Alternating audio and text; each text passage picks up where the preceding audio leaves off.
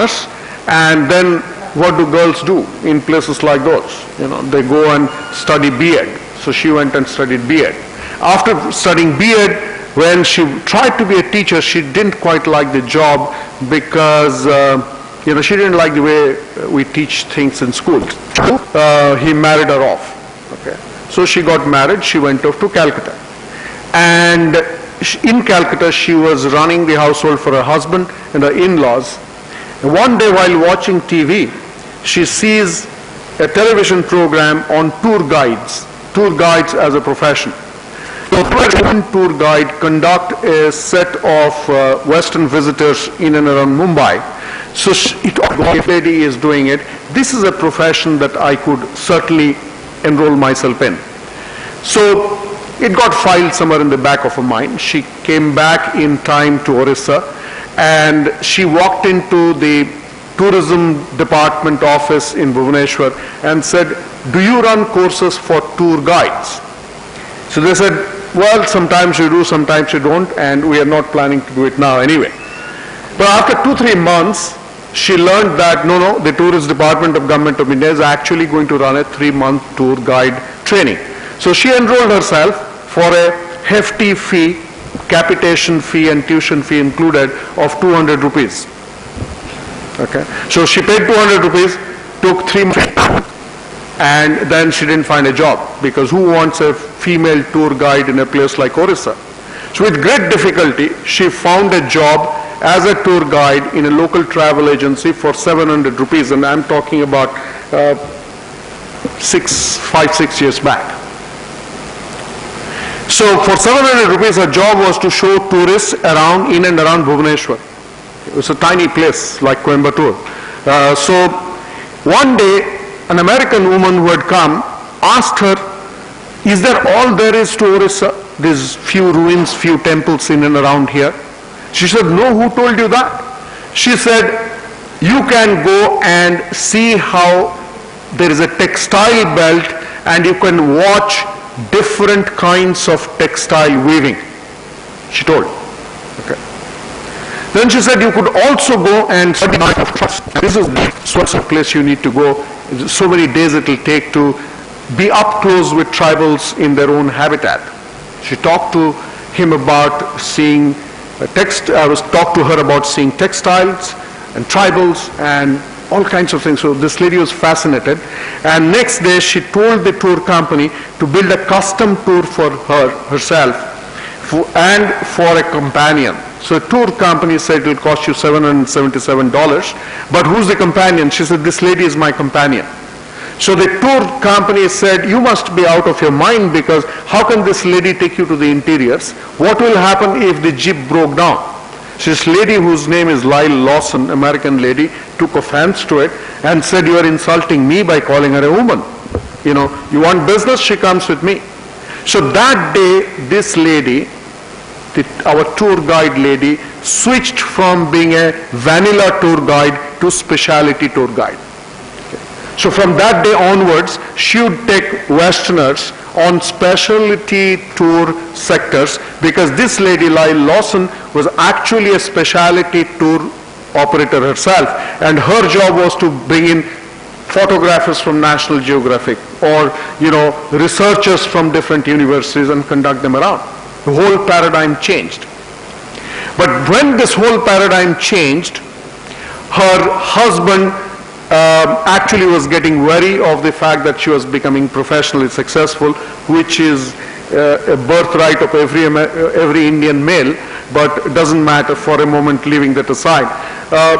She began having difficulty with a new supervisor at work.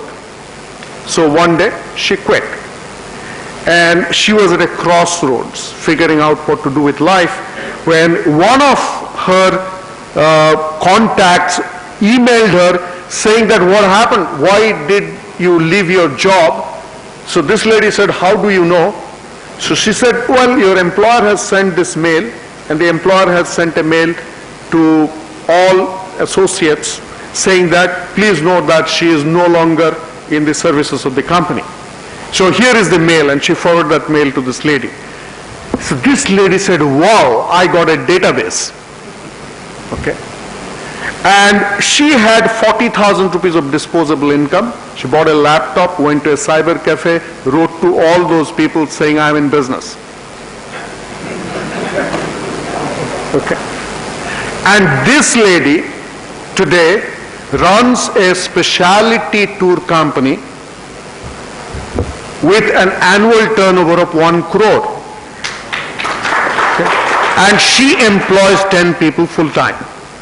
Okay. And she is ready to expand. I'm telling you these 3 stories and the larger Indian story with the idea that it is time to get some old cobwebs out of our minds. We don't need to create more IT companies. We need to consume IT. We need to see how IT can be used to bring real products and real services. And we don't need to export anymore, because if you look at a developed country like India in 2020, if you only take care of our own aspirations, you will be going all the way to the bank laughing along with the next couple of generations. The days are over that we had to, the first phase of our existence was when we had to go to the world with a begging bowl so that we can repay money to IMF. I'm very happy that somebody asked Sunil as to, can you feed me analytics here? I'm an entrepreneur sitting in Coimbatore. Now, actually my prediction is in 5 years' time, if Sunil is not feeding you, then Sunil is not in business. It's time that you woke up to that reality, and it's time that you actually looked at harnessing how you can engage with India in the journey from being the 4th richest country of the world to at least the 2nd or maybe the 3rd richest country of the world. The amount of need and demand which is there in India, which is insatiable, is just something to be seen, to be believed. You look at an India which is assisted living. You can escape AIDS. You're all good people, so chances are very high that you'll escape AIDS. Yes, no? Okay. I want to hear a confident yes. You'll escape a heart attack also, half of you. Because half of you are exercising, so you'll escape a heart attack. But if you escape AIDS and heart attack and H1N1, okay, finally you will require knee replacement. You cannot escape that. If you have the misfortune of being alive as a healthy adult beyond the age of 70, you are a ripe candidate for knee replacement, you are a ripe candidate for a hip surgery. Okay. You are also a ripe candidate for a hearing aid. 2 days back, I took my 66-year-old brother for a hearing aid. And, I had a couple of thousand rupees in my pocket and a few. After the conversation with the audiometry expert, I was ready for a heart attack because the lady showed 2 options. One is 42,000 rupees and the other is 87,000 rupees.